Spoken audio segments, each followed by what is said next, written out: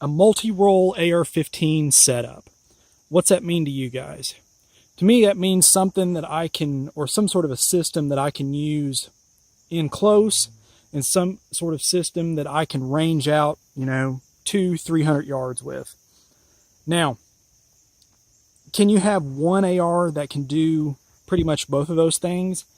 Yeah, I think I pretty well, in the last perfect AR15 setup video that I did, pretty well, 300 yards is pushing it for possibly that optic that I have on there, that 1:4. Granted, I would like to have a little bit more magnification going out that far, but going CQB or anything like that, it kind of leaves a little to desire. So what could we do to, increase both of those concepts and still have somewhat of a compact package? Well, this little setup here is probably as close to, I'd say, as perfect all around as I can probably get. We'll take a look at this here and go over some features and get some shooting too. But again, another NC Star, double rifle bag. I personally like them. Like I mentioned in the last video, they're really cost effective. They're built well. They got tons of pockets, and you can carry a lot of stuff. But let's take a look. Here we've got, this is the latest build I've put together. This has got that Faxon pencil barrel that we did the intro video on. This is on our SBR lower, so keep that in mind. It's got just a MAS Defense upper, and I believe a nitrided AIM surplus bolt carrier group, which I love. The Aero Precision lightweight mount, and I'm running a Burris 2-7 full field 2. Absolutely love this little scope. It's lightweight. The reticle in it is awesome. It gives you a little bit of kind of like some a BDC style, so you can range out a little bit easier. I'm running a minimalist stock, Magpul grip, lightweight rail, same old, nothing fancy there. But this definitely gives me the added ability, a little bit longer barrel, so I can range out a little bit further. I get a little bit more magnification, so I can take it out a little bit further, a little bit easier. Now, let's say we're going to a match and we don't know what style of match that we're shooting. They haven't given you the course description yet. Let's say you only brought this. Well, for anything super in close, yeah, you can do it. I've ran CQB with a 2-7 before, and if you practice with it, it can be done. It's not that bad.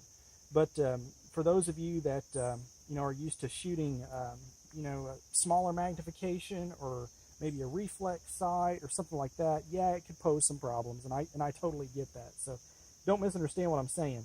But let's say that we know that we're going to have a CQB style match. Well, what do? Well, you've also got the capability of SBR upper. Now, granted, this is a registered lower, so putting a 10.5-inch upper on it is not a problem. So I will say, if you're going to do one, just do one and be done with it. That way you can have a similar setup like this, and you'll be good to go. Now, this is also sporting a 10.5-inch Faxon barrel. As you can tell, I love Faxon stuff. They make awesome barrels, great prices. But this is sporting a Burris or a Bushnell TRS-25 red dot. And notice I've also got the QD mount, so I can run the suppressor on this as well. And you want to talk about a compact little setup. This does it. Even with throwing that YHM suppressor on it, it's still fairly compact. Would I like to have maybe a dedicated smaller 5.56 can for it? Yeah, maybe. I will say, shooting this without the suppressor on it, is loud. You do get some blast, but overall, a setup like this covers so many different scenarios, and you have it all in one bag, all in one unit. You grab it and go, get your range bag, you're out the door and ready for the day.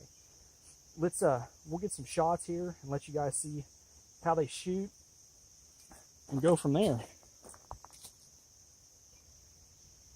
Now, as you guys know, I like lightweight setups. I like a setup that can be easily maneuvered, especially in run and gun or something like that.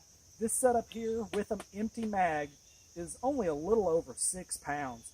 I tell you, with that Faxon pencil barrel, it absolutely knocked it out of the park as far as portability. And it's almost as light as the 10.5-inch SBR upper. And you're still gaining, a little bit more velocity with the longer barrel. So it's definitely a win-win. We'll get some shots here, let you guys see what it can do.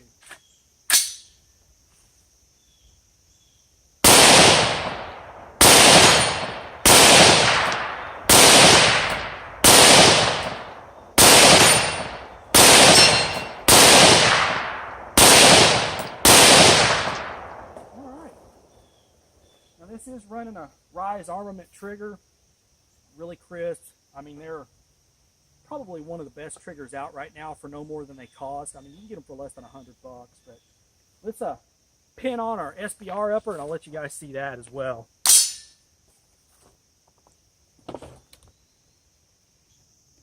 All right, let's take a few shots with the SBR upper here. And I have to say, the compactness of it is really nice. But honestly, I won't lie, I still shoot probably the 14.5 and the 16-inch upper, probably more than I do any of them. But just for the style of shooting that we do mostly. But I have to say, it's starting to grow on me a little bit. Let's take a few shots here.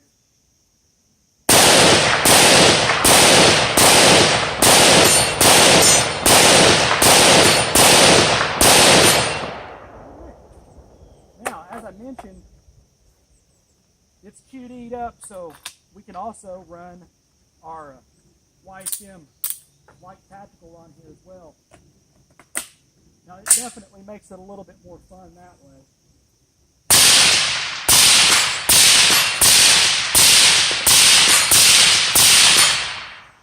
Not bad. 110 yards with a red dot, shooting 62 grain wolf. But overall, guys, I mean, I love the little setup. I really do. It's so easy to grab. In that bag, it is really lightweight. I mean, you just grab it, throw it in the truck, and go. No frills. Really simple, and above all else, it works. All of it works. You put a mag in it, you pull the trigger, it works. That's the name of the game, fellas. But, if you got any questions, feel free to post them up or shoot me an email. I'm always glad to help. And as always, fellas, shoot straight. Later.